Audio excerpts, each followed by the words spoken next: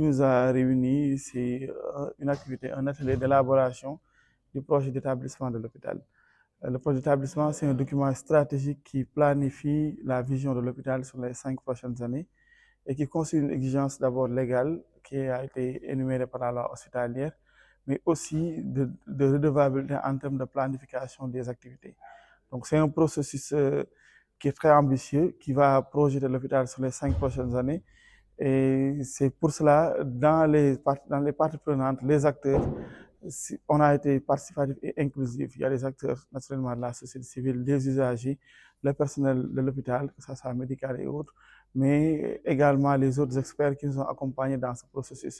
À côté, notamment le bureau organisation et méthode, les ministères de la Santé, des Finances, mais aussi des partenaires hospitaliers, notamment à l'hôpital Roi Baudouin. Hier, le directeur de l'hôpital de Sédhiou et de Ziguinchor était là. Tout cela témoigne d'une stratégie planifiée qui va bâtir une doctrine de santé dans une optique de pôle territoire, mais également d'une cohérence de la vision nationale de santé qui est portée par le chef de l'État. Donc, c'est cette activité qui nous a réunis et sur ces 5 jours, on va y travailler avec l'appui de nos facilitateurs du bureau organisation et méthode pour à la fin pour décliner ensemble avec les usagers, avec le personnel, avec tous les acteurs communautaires et locaux la vision de l'hôpital et qui nous permettra d'avoir une feuille de route pour la mise en œuvre de notre mission de service public. Naturellement, dans la planification de ce projet stratégique, on va partir d'abord des dernières années, la situation actuelle. Donc, c'est une trajectoire de l'hôpital qui est en train d'être planifiée et déclinée. Actuellement, naturellement, c'est un hôpital qui est renforcé en termes d'offres de soins, en termes de spécialités, en termes également de prestations.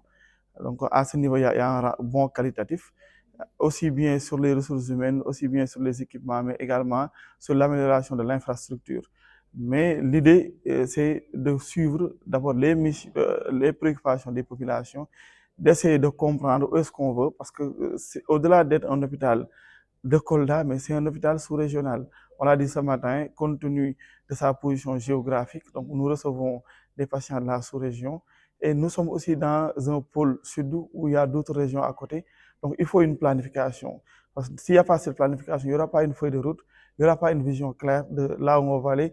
Et cette planification va nous permettre également d'avoir un pacte de stabilité avec les partenaires sociaux, avec les différents acteurs et avec d'avoir une vision éclairée de nos partenaires pour qu'ensemble, qu'on partage cette vision commune et qu'on puisse la mettre en œuvre pour l'intérêt de nos concitoyens. Les besoins vont être exprimés naturellement parce que les besoins vont dépendre des actions qui vont être prévues de nos objectifs et naturellement, tout cela fera l'objet d'un diagnostic approfondi en termes, parce que ce n'est pas que des besoins financiers, ça va partir des préoccupations des populations. Est-ce qu'il y a lieu de faire une extension de l'hôpital? Est-ce qu'il y a lieu de faire une ouverture de nouveaux services? Est-ce qu'il y a lieu d'aller vers tel ou tel renforcement? Donc, toutes ces questions vont être appréciées, réfléchies et avec des propositions. Et à partir de là, on va élaborer une feuille de route qui va être approuvée, validée et naturellement qui va être portée par la tutelle. Espace digital et innovation, découvrez la télé dans le monde du digital.